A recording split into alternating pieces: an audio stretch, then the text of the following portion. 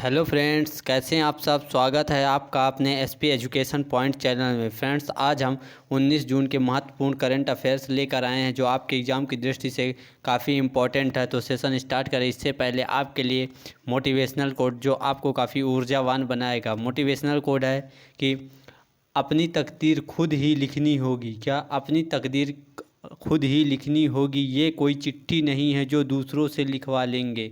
तकदीर कोई चिट्ठी नहीं है फ्रेंड्स जो दूसरे लिख देंगे। इसलिए अपनी तकदीर अपनी मेहनत के बल पर आप लिखेंगे और ये आप करके दिखाएंगे। ठीक है, इसी मोटिवेशनल कोट के साथ अपने सेशन की ओर चलते हैं। इससे पहले फ्रेंड्स, आप हमारे चैनल को सब्सक्राइब कर ले, वीडियो को लाइक करें तथा अपने फ्रेंड्स के साथ शेयर ज़रूर करें। ठीक, तो फ्रेंड्स, सेशन का पहला ही क्वेश्चन है कि किस राज्य सरकार ने वैदिक शिक्षा और संस्कृत बोर्ड, क्या वैदिक शिक्षा और संस्कृत बोर्ड के गठन को मंजूरी दे दी है। तो वह राज्य कौन सा है। वह राज्य है राजस्थान। राजस्थान ने वैदिक शिक्षा और संस्कृत बोर्ड के गठन को मंजूरी दे दी है। डिटेल देख लेते हैं कि संस्कृत शास्त्रों और वेदों के ज्ञान को पुनर्जीवित करने के लिए राजस्थान सरकार जल्द ही एक वैदिक शिक्षा और संस्कार बोर्ड का गठन करेगी और अगले 4 से 5 महीने में यह बोर्ड अपना कार्य करने में सक्षम हो जाएगा। और राजस्थान के बारे में देख लेते हैं तो यहाँ के जो मुख्यमंत्री हैं वह अशोक गहलोत हैं, जबकि यहाँ के जो राज्यपाल हैं वह काल राज मिश्र हैं। ठीक, तो ये आप ज़रूर जो है कि वैदिक शिक्षा और संस्कृत बोर्ड का गठन राजस्थान करेगा, ये ज़रूर याद रखें। ठीक, नेक्स्ट क्वेश्चन पर चलते हैं और अगला क्वेश्चन इम्पॉर्टेंट क्वेश्चन होगा कि फ्रेंड्स, किस राज्य ने भारत रत्न के समान वार्षिक पुरस्कारों की एक श्रृंखला स्थापित करने का निर्णय लिया है। तो वह राज्य कौन सा होगा। असम। कौन सा। असम राज्य होगा। ठीक, इसकी डिटेल देख लेते हैं कि असम सरकार ने भारत रत्न और पद्म पुरस्कारों के सम्मान वार्षिक पुरस्कारों की अपनी श्रृंखला शुरू करने का निर्णय लिया है। ठीक, जिसमें पुरस्कार विजेताओं के लिए विभिन्न लाभ शामिल होंगे। भारत सरकार ये भारत रत्न और पद्म पुरस्कार विशेष उपलब्धि हासिल करने वाले या फिर किसी विशिष्ट व्यक्ति को समाज और देश में किसी क्षेत्र में उनके विशेष योगदान के लिए यह दिया जाता है। ठीक, नेक्स्ट क्वेश्चन पर चलते हैं और ये भी काफ़ी वेरी इम्पॉर्टेंट क्वेश्चन होगा फ्रेंड्स। ये जो क्वेश्चन आपको है कि दुनिया का पहला लकड़ी उपग्रह किस देश से प्रक्षेपित होगा, यानी इसका जो लॉन्चिंग होगा वह किस देश से होगा। तो फ्रेंड्स, यह जो लॉन्चिंग होगी कहाँ से होगी। यह लॉन्चिंग न्यूजीलैंड। कहाँ से। न्यूजीलैंड से इसकी लॉन्चिंग होगी। डिटेल देख लेते हैं कि यूरोपीय अंतरिक्ष एजेंसी ESA ने वर्ष 2021 के अंत तक दुनिया के पहले लकड़ी उपग्रह, कौन सा लकड़ी उपग्रह, वीज़ावुडसैट, इसका नाम है वीज़ावुडसैट, को पृथ्वी की कक्षा में स्थापित करने की योजना बनाई है। और इस उपग्रह को रॉकेट लैब इलेक्ट्रॉन रॉकेट पर न्यूजीलैंड में माहिया द्वीप लॉन्च कॉम्प्लेक्स से लॉन्च किया जाएगा। और इस उपग्रह का मिशन अंतरिक्ष यान संरचनाओं में प्लाईवुड जैसी लकड़ी की सामग्री का प्रयोजन का परीक्षण करना होगा और इससे विस्तारित समय अवधि में के लिए अत्यधिक अंतरिक्ष परिस्थितियों जैसे ठंडी, गर्मी, वैक्यूम और विकिरण में परखना होगा। तो नेक्स्ट क्वेश्चन पर चलते हैं और नेक्स्ट क्वेश्चन वेरी इंपॉर्टेंट है फ्रेंड्स कि भारत की ओर से किसे WTO में मिशन में निदेशक के रूप में नियुक्त किया गया है। तो वह कौन है। तो वह जो है किसको नियुक्त किया गया है WTO में। तो वह हैं आशीष। कौन है। आशीष चंदोरकर। कौन है। आशीष चंदोरकर हैं। ठीक, नेक्स्ट क्वेश्चन डिटेल देख लेते हैं कि भारत सरकार ने एक निजी व्यक्ति आशीष चंदोरकर को विश्व व्यापार संगठन में भारत के स्थायी मिशन के 3 साल के लिए काउंसलर नियुक्त किया है। और मिशन की पहली बार किसी निजी व्यक्ति को नियुक्त किया गया है। ये फर्स्ट टाइम है, इसलिए यह क्वेश्चन पूछा जा सकता है। तो आप ज़रूर याद रखें कि इसका जो आंसर है आशीष चांदरोकर हैं। चांदरोकर बेंगलुरु स्थित पॉलिसी थिंक टैंक इस्माही फाउंडेशन ऑफ पॉलिसी रिसर्च के निदेशक हैं। और यहाँ विश्व व्यापार संगठन के बारे में देख लेते हैं। यह एक 164 सदस्यीय बहुपक्षीय निकाय है और विश्व व्यापार संगठन के महानिदेशक ये क्वेश्चन आप जरूर याद रखेंगे। Ngozi ओंकोजो Iweala. नकोजी ओकोजो इम्वेला WTO की क्या है प्रथम महिला महानिदेशक नियुक्त हुई हैं। अभी हाल ही में 1 या 2 महीने पहले उनकी नियुक्ति हुई है।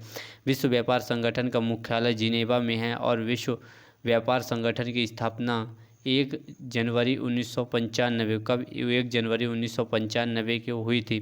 नेक्स्ट क्वेश्चन पर चलते हैं और next question very important friends. ये क्या है, अभी एक रिपोर्ट जारी की गई है, इस कारण यह काफ़ी चर्चा में है और यह इम्पोर्टेंट इंडेक्स है। ठीक है, इम्पोर्टेंट इंडेक्स भी है कि वैश्विक शांति सूचकांक, कौन सा वैश्विक शांति सूचकांक 2021 में भारत की रैंकिंग क्या है, तो भारत की रैंकिंग 135 कितनी है, 135 है। डिटेल देख लेते हैं और इसको जारी किसने किया, institute for economic and peace institute for economic and peace Sydney द्वारा घोषित की गई सूचकांक के 163 देश कितने हैं, टोटल 163 देश शामिल है। और आइसलैंड दुनिया का सबसे शांतिपूर्ण, कौन सा, आइसलैंड दुनिया का सबसे शांतिपूर्ण देश बना हुआ है, जो 8000 से अधिक 2008 में इसी स्थिति में बना हुआ है, यानी 2008 से आइसलैंड इसी स्थिति में यानी टॉप पर बना हुआ है। इसके बाद क्रमशः आइसलैंड के बाद न्यूजीलैंड है, डेनमार्क है, पुर्तगाल है और स्लोवेनिया है।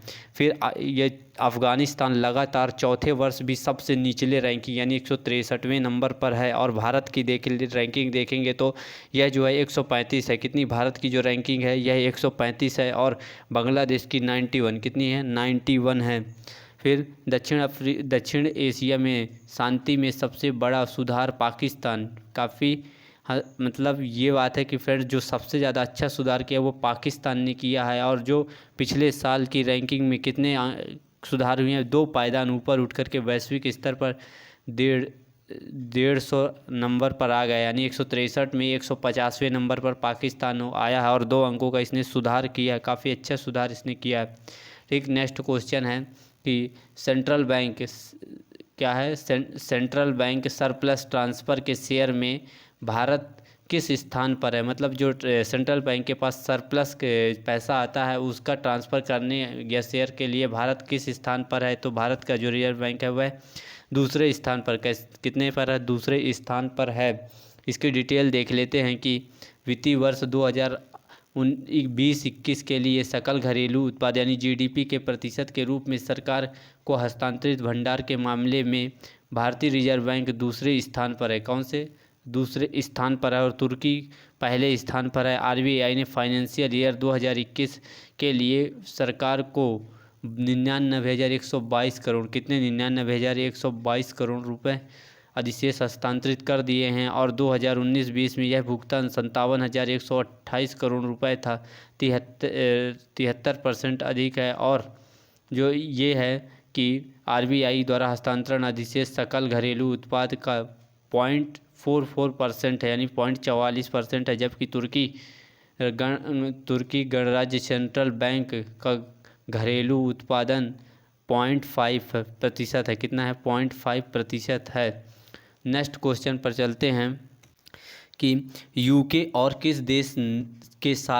ने किस देश के साथ मुक्त व्यापार समझौता किया है, मुक्त व्यापार समझौता यानी कि फ्री ट्रेड एग्रीमेंट, तो यूके ने किस देश के साथ किया है, तो ऑस्ट्रेलिया, किसके साथ, ऑस्ट्रेलिया के साथ। डिटेल देख लेते हैं कि प्रधानमंत्री स्कॉट मॉरिस और बोरिस जॉनसन ऑस्ट्रेलिया यूके मुक्त व्यापार समझौते FTA यानी कि फ्री ट्रेड एग्रीमेंट में व्यापक रूप से सहमत हुए हैं। और FTA ऑस्ट्रेलिया और यूनाइटेड किंगडम के लिए दोनों देशों के उन बने हुए उच्च गुणवत्ता वाले उत्पादों की श्रृंखला के साथ साथ व्यवसाय और श्रमिकों के लिए अधिक उच्च साथ ही सौदा है। और ऑस्ट्रेलिया उत्पादकों और किसानों को यूके के बाज़ार में अधिक पहुंच प्राप्त करने के लिए महत्वपूर्ण बढ़ावा मिलेगा। यूके के बारे में देख लेते, यूनाइटेड किंगडम की राजधानी जो है लंदन है और यूके में के प्रधानमंत्री बोरिस जॉनसन और वहाँ की मुद्रा जो है पाउंड स्टार्लिंग है। और ऑस्ट्रेलिया के बारे में, इसकी राजधानी जो है वह कैनबरा है। ऑस्ट्रेलिया की मुद्रा ऑस्ट्रेलियाई डॉलर है। और यहाँ ऑस्ट्रेलिया के जो प्रधानमंत्री हैं वह स्कॉट मॉरिसन, कौन है, स्कॉट मॉरिसन हैं। नेक्स्ट क्वेश्चन पर चलते हैं और ये भी इम्पॉर्टेंट क्वेश्चन होगा। अभियान या जो प्रोग्राम चलाए जाते हैं कि किस राज्य ने युवा शक्ति कोरोना मुक्ति अभियान प्रारंभ किया है, तो वह है मध्य प्रदेश। किसने, मध्य प्रदेश ने किया है। डिटेल है कि मध्य प्रदेश सरकार ने लोगों को कोविड-19 महामारी के बारे में जागरूक करने के लिए युवा शक्ति मुक्ति अभियान शुरू किया है। यह युवा शक्ति अभियान की मदद से कोरोना से मुक्त होने का उल्था करता है और छोटे समूहों में कॉलेज के छात्रों को कोविड-19 अनुकूल व्यवहार और टीकाकरण का महत्व के बारे में जानकारी और विवरण दिया जाएगा, जिससे ये जो छात्र हैं अपने गांव-गांव में जा कर के इस चीज़ के कोविड-19 के बारे में और टीकाकरण के बारे में सही जानकारी लोगों तक पहुंचा सके और जो अफवाहें हैं उसको समाप्त भी कर सके। और यह जो है उच्च शिक्षा तकनीकी शिक्षा विभाग के द्वारा लोक स्वास्थ्य एवं परिवार कल्याण विभाग के सहयोग से यह अभियान चलाया जा रहा है। राजकीय उच्च शिक्षा एवं तकनीकी महाविद्यालयों के शिक्षकों ने लगभग 16 लाख विद्यार्थियों को कोविड-19 अनुकूल व्यवहार एवं टीकाकरण का प्रशिक्षण दिया है। इन छात्रों के माध्यम से लोगों को उनके बारे में जागरूक किया जाएगा। ठीक है, उसके जितने भी हैं उनके बारे में पूरा कोविड-19 के बारे में सभी जानकारी के बारे में लोगों को बताया जाएगा। नेक्स्ट क्वेश्चन है कि प्रधानमंत्री नरेंद्र मोदी के अनुसार भारत का लक्ष्य 2030 तक कितनी खराब भूमि को बहाल करना, यानी जो खराब या मरुस्थलीय या ऊसर भूमि है उसको उपजाऊ बनाना है, तो वह 26 मिलियन हेक्टेयर कितनी है 26 मिलियन हेक्टेयर है। डिटेल है कि भारत भूमि शरण तट की अपनी राष्ट्रीय प्रतिबद्धता को प्राप्त करने के लिए निरंतर प्रयासरत रहता है। और प्रधानमंत्री नरेंद्र मोदी ने एक वीडियो कॉन्फ्रेंस के माध्यम से संयुक्त राष्ट्र मरुस्थलीकरण कब मनाया गया था, ये आप कमेंट बॉक्स में बनाएं कि विश्व मरुस्थलीकरण दिवस संरक्षण दिवस कब मनाया गया था। ठीक, भूमि संरक्षण और सूखे के उच्च स्तरीय वार्ता में भाषण देते हुए कहा कि प्रधानमंत्री ने यह भी बताया कि भारत का लक्ष्य वर्ष 2030 तक 26 बिलियन कितना है 26 बिलियन हेक्टेयर को खराब भूमि को बहाल करना है, ताकि 2.5 से 3 बिलियन टन कार्बन डाइऑक्साइड के बराबर उत्सर्जन में कार्बन में कमी प्राप्त की जा सके। ठीक है, यानी कि यह भी एक तरह का यह तरीका है कार्बन को कम करने का। नेक्स्ट क्वेश्चन है कि और काफ़ी इम्पोर्टेंट क्वेश्चन है कि कथित तौर पर डेल्टा कोविड-19 वेरिएंट के खिलाफ कौन सा टीका अधिक प्रभावी होगा, तो वह स्पुतनिक 5 या स्पुतनिक वी होगा। ठीक, कौन सा होगा स्पुतनिक वी। डिटेल देख लेते हैं कि रूसी प्रत्यक्ष निवेश कोष 15 जून 2021 को यह कहा कि रूसी स्पुतनिक 5 कोविड-19 वैक्सीन अब तक की किसी भी वैक्सीन की तुलना में वायरल के डेल्टा वेरिएंट के खिलाफ अधिक सक्षम है। यह डेल्टा वेरिएंट जिसे पहली बार भारत में पहचाना गया था, वह विश्व स्वास्थ्य संगठन WTO के वेरिएंट ऑफ कंसर्न के तौर पर सूचीबद्ध किया गया। ऐसा माना जाता है कि भारत में घातक दूसरी लहर सहित कई देशों में कोविड-19 के संक्रमण का पुनरुत्थान हुआ है। ठीक फ्रेंड्स, जितने भी इम्पोर्टेंट क्वेश्चन थे वो मेरे द्वारा ला दिए गए हैं। आप इनका रिवीजन करते रहें, क्योंकि आपके एग्ज़ाम्स दिनों दिन ही नज़दीक आ रहे हैं और आपके पास जो है टाइम वह कम होता जा रहा है। तो आप इनका रिवीजन कम से कम 10 मिनट निकाल कर ज़रूर या 1.5 या 2 की स्पीड में करके ज़रूर देख ले, ताकि आपका रिवीजन होता रहे। ठीक है, और फ्रेंड्स इस वीडियो को आप शेयर ज़रूर करें और लाइक करें। मिलते हैं अपने नेक्स्ट सेशन में। Thank you all of you.